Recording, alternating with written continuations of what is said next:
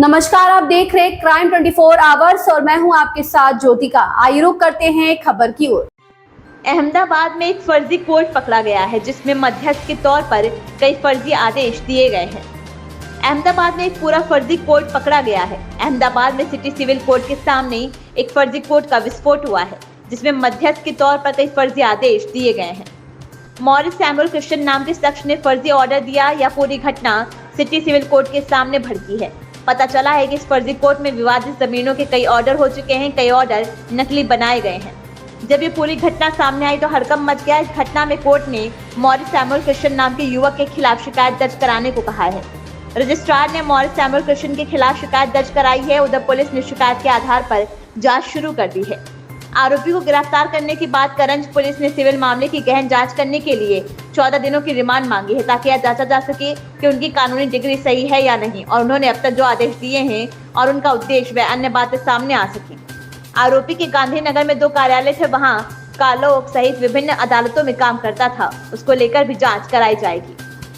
अहमदाबाद से योगेश गोस्वामी की report. Sir, एक आरोपी को अरेस्ट किया है। कौन आरोपी है, किस प्रकार से मर्डर सपरेट इसके सामने आई है?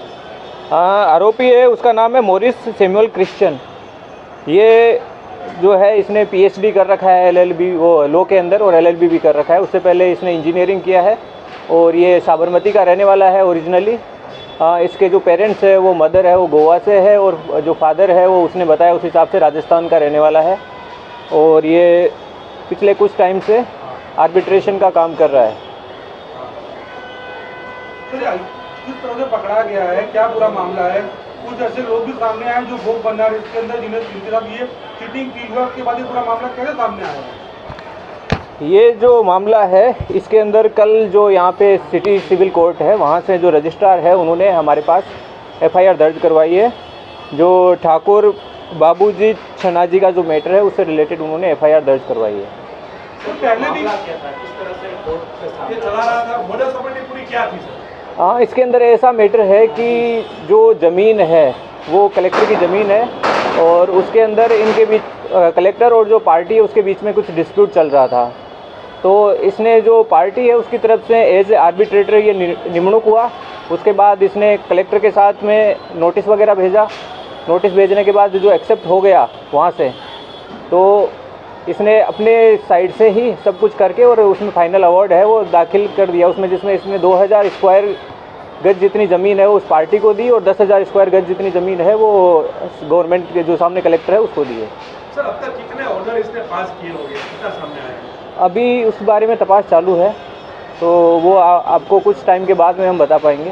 तो इसका पूरा स्टाफ कितना रहता था, कहाँ पे कोई ऑफिस सेटअप करके रखा था? अभी तो हमारे पास ये इंडिविजुअली मिला है, इसके बाद हम तपास करेंगे क्योंकि अलग अलग मैटर है वो अलग अलग आदमी इसके पास लेके आते होंगे और जो मैटर लेके आते हैं उसके हिसाब से कौन सा मैटर लेके आते थे ये स्पेसिफिकली टारगेट करते थे। जो एएमसी और जो कलेक्टर है उनके जो ज़मीन है उसका मैटर को ये टारगेट करते थे। सर, ये भी बात सामने आई है कि हाई कोर्ट ने इसको पहले कुछ साल पहले इसको एक आदेश भी दिया था, इस पर कुछ फाइन भी किया था और दोबारा ये ऐसा नहीं करेगा, वैसा कुछ सीरियस मतलब उससे लिया था, बायदरी लिया था। कुछ मामला ऐसा कुछ सामने आया आपके हिसाब से? हाँ, जो हमारे को भेजा गया है कोर्ट से उसके अंदर लिखा हुआ है कि इसने कंटेम्प्ट ऑफ कोर्ट इसके अगेंस्ट इशू हुआ है। इसका पास्ट का जो है वो क्रिमिनल हिस्ट्री भी है जिसके अंदर 2015 के अंदर इसने जो सेक्टर 21 और 24 गांधीनगर है वहाँ पे इसने ऑफिस रेंट लिया था और इसमें 2015 में इसके अगेंस्ट मणिनगर में एक एफआईआर रजिस्टर हुई है जो चीटिंग की है। उसके बाद उससे पहले 2012 में चांदखेड़ा में और क्राइम के अंदर 2007 में भी एफआईआर रजिस्टर हुई है। तपास अब कौन सी दिशा में की जाएगी, क्योंकि सर वो एक बहुत बड़ा मतलब मास्टरमाइंड है, उसकी मॉडल ऑपरेंडी अलग है, कौन कौन से मुद्दे ध्यान में रखे जाएंगे? ये मेजोरिटी जो है वो सिविल मैटर्स है। सिविल मैटर्स के अंदर जो तपास है वो जो कागज़ बनाए हैं उसने उसी के ऊपर चलती है। तो हम जो भी उसने कागज़ बनाए हैं, जो भी उसने ऑर्डर इशू किए हैं, जो भी अवार्ड इशू किए हैं आर्बिट्रेटर तरीके, उनको हम तपास करेंगे उसने क्या किया है, उसने कितने लोगों के साथ मिला हुआ रहा है और उसके बेसिस पे हमें जो भी चार्जेस उसके अगेंस्ट होंगे उसके हिसाब से चार्जशीट की जाएगी। कितने साल से इस प्रकार से काम कर रहा था, कुछ ऐसा? पूछपरछ में ऐसा पता चला है कि 2002 में इसने एलएलबी की डिग्री ले ली थी, मतलब उसके बाद ये लॉयर तरीके काम कर रहा है। आपकी पार्टियों को क्या बताता? ग्रुप जज है ऐसा बताता था, क्या बताता? ये ऐसा अभी कुछ तपास में सामने आया नहीं है, जब आएगा तब उसके बाद में तब बता पाएंगे। प्रॉपर्टी कितनी है अभी? क्या कैश बैंक अकाउंट कुछ हमने चेक किया है रात में? ये हमने कल शाम को इसको अरेस्ट किया है, तो अभी इस चीज़ों में टाइम लगेगा। जो है इन्फॉर्मेशन है वो इकट्ठी की जा रही है, एक बार आ जाएगी तो आप लोगों के साथ शेयर कर दी जाएगी। पूछताछ की गई होगी केस या तो क्लाइंट खुद ढूंढता था या फिर उसकी टीम मदद करती थी, क्या करता है? नॉर्मली सिविल मैटर्स में ऐसा होता है कि जो एग्रीव्ड पार्टी होती है वो ढूंढ रही होती है, कोई एडवोकेट उसको मिल जाए जो उसको सपोर्ट करे, जो उसके केस को चलाए और उसको न्याय दिलाए।